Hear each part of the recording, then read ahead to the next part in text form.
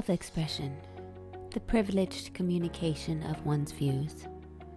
Some great courage and personal growth arises from the freedom one feels to express their own individuality. A primary, universal human characteristic is our curious need to interact within our environment, physically, socially, and therefore emotionally. Social anxiety disorder is characterized by a debilitating fear of social interactions. Additionally, any critical judgments brought about by the perceptions of others. Therefore, socializing and social events become avoided. Social anxiety disorder is considered to be one of the most common psychiatric disorders. Furthermore, it is associated with regular impairments and the increase of the development of other psychological disturbances. Multiple characteristics of the social anxiety disorder are quite widespread throughout our population.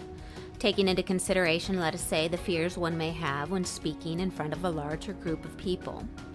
These correlated behaviors, including the overwhelming emotional responses associated, are a representation of our bodily alarm systems, the reactions for the potentially life-threatening incident. With a closer look into the functioning body, the specific biological functioning contributions are understandably obvious. The activation of the cardiovascular system, increasing blood flow. The constriction of specific blood vessels, raising blood pressure, directing blood flow. The excess of circulating blood is now directed toward the skeletal muscle purposely for the ability to self-defend. All of which reflexively creates the need for one to escape the current situation.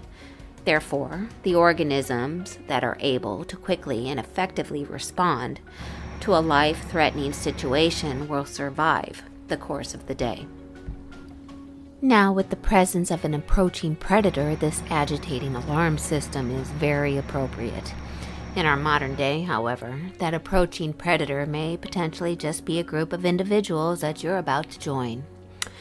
These various complicated defensive bodily functional adjustments have been termed our biological survival mechanisms, or preferably, our stress response. This bodily stress response has many important implications for our human fears, or the so-called experience of anxiety. This social with the added quality of life consequences should be considered for individuals suffering from panic or social phobias.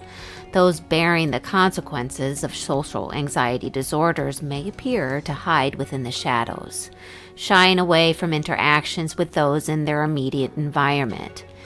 To the observer, appearing to be quiet or possibly disengaged.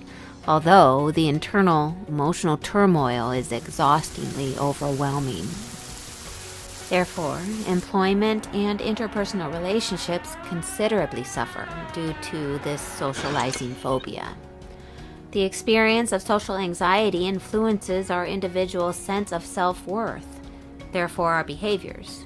Then, of course, our sense of well-being.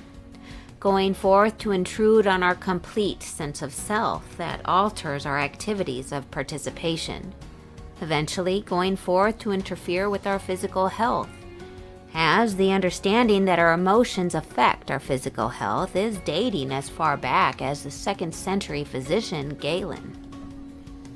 Today, with our considered more modern medicine, widely still continues to view as well as treat the mind and body as two separate entities.